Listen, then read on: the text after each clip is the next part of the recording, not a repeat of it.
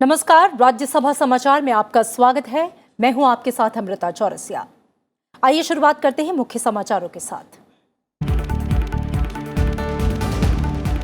Corona virus की रोकथाम के लिए हर संभव कदम उठा रही है सरकार। केंद्रीय स्वास्थ्य मंत्री डॉक्टर हर्षवर्धन ने राज्यसभा में दी जानकारी। कहा, मरीजों पर एंटी रेट्रोवायरल दवा के असर का किया जा रहा है परीक्षण। देश भर के सभी डॉक्टरों, स्वास्थ्य कर्मियों और एयरलाइंस कर्मचारियों के प्रयासों की सराहना।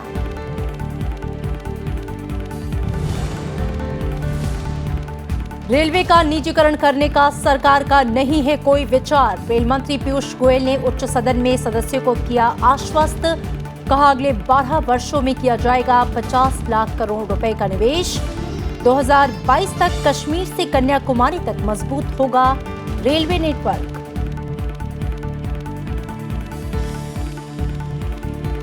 राज्यसभा में राष्ट्रीय भारतीय आयुर्विज्ञान प्रणाली आयोग विधेयक और राष्ट्रीय होम्योपैथी आयोग विधेयक पर चर्चा की शुरुआत। केंद्रीय मंत्री श्रीपाद यसो नाइक ने विचार और पारित करने के लिए किया पेश। विधेयकों पर चर्चा पूरी होना बाकी।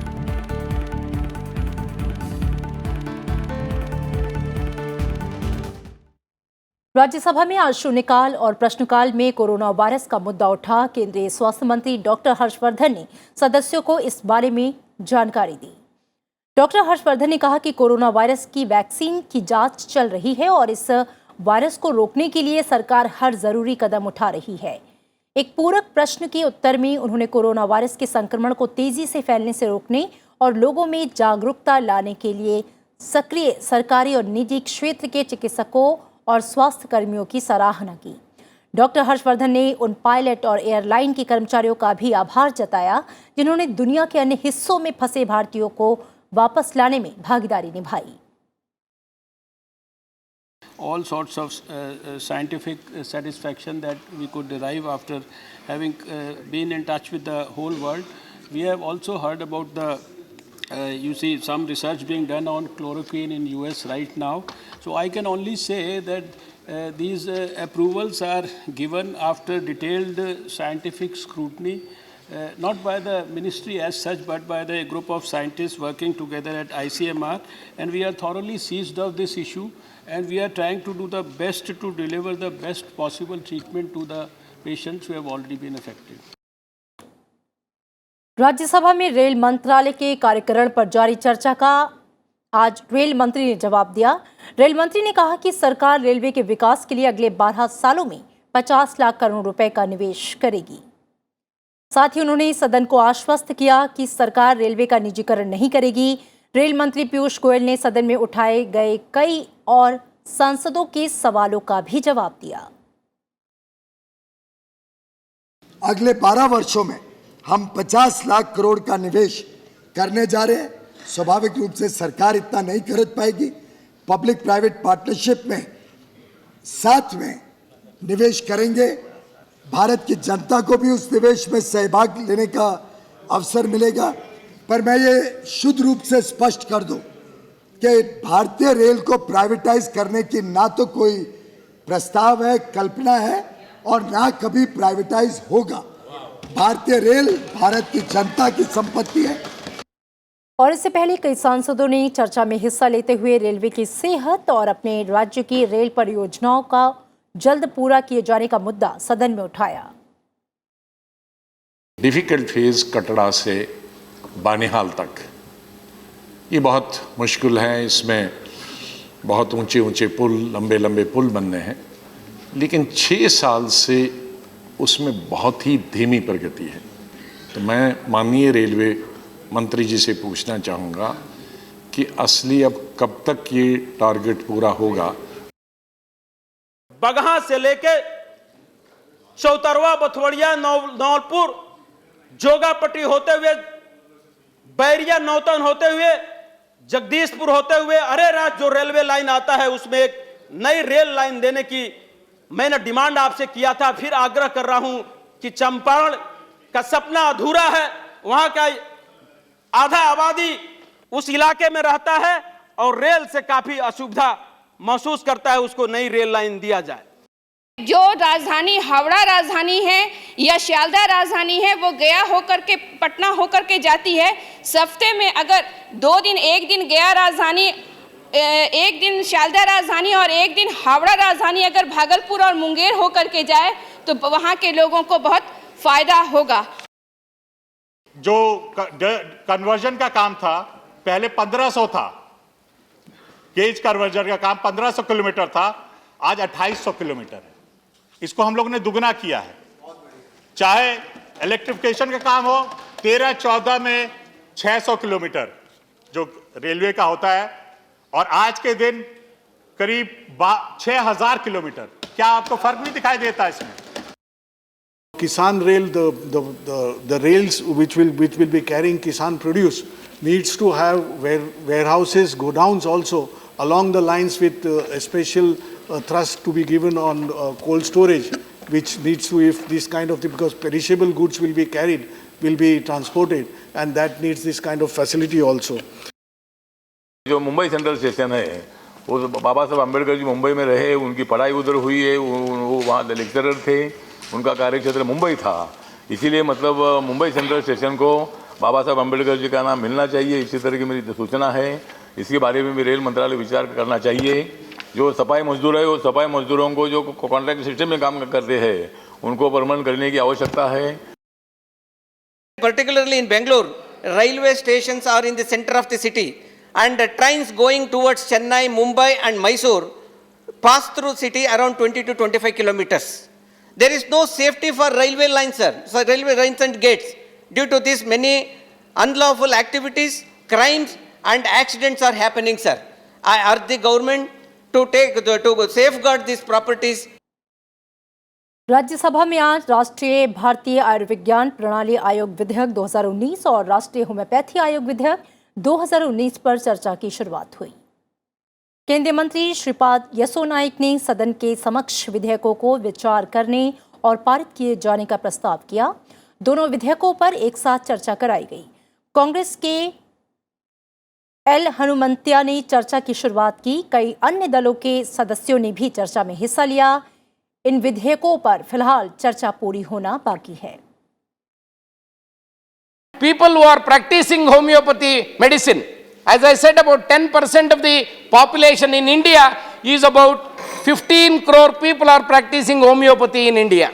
So those patients will definitely get quality medicine, quality education will come into existence, by which this bill will help the medical education, particularly in homeopathy. I welcome this piece.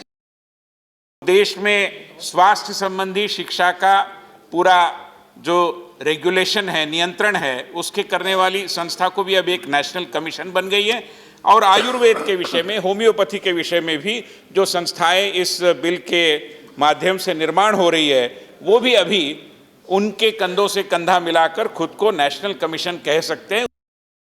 The root is the herbs and the trees. Our original Indian medical system was neglected for the last 73 years. This is my own perception.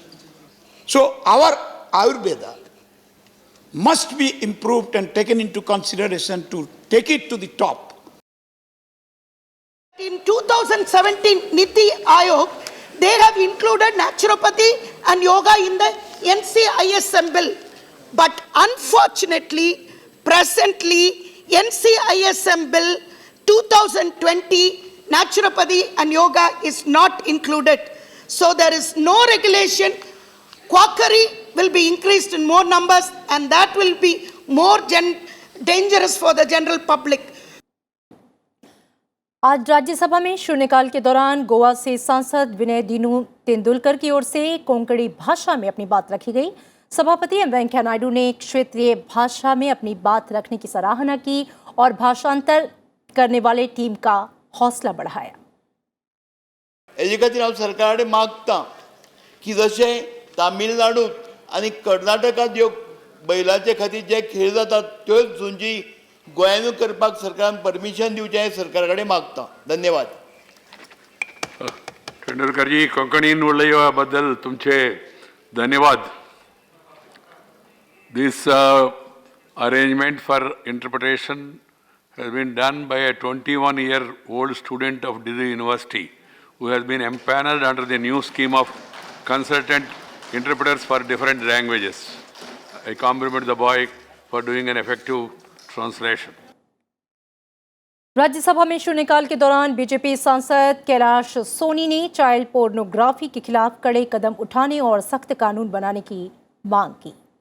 इस मुद्दे पर सभापति M Venkaiah Naidu ने कहा कि सदन ने इसको लेकर कमेटी बनाई थी जिसने अपनी रिपोर्ट में कई सिफारिशें की हैं। उन्होंने सरकार को इस पर चर्चा कराने के लिए समय तय करने और संबंधित मंत्रालयों को इस पर जरूरी कदम उठाने की बात कही।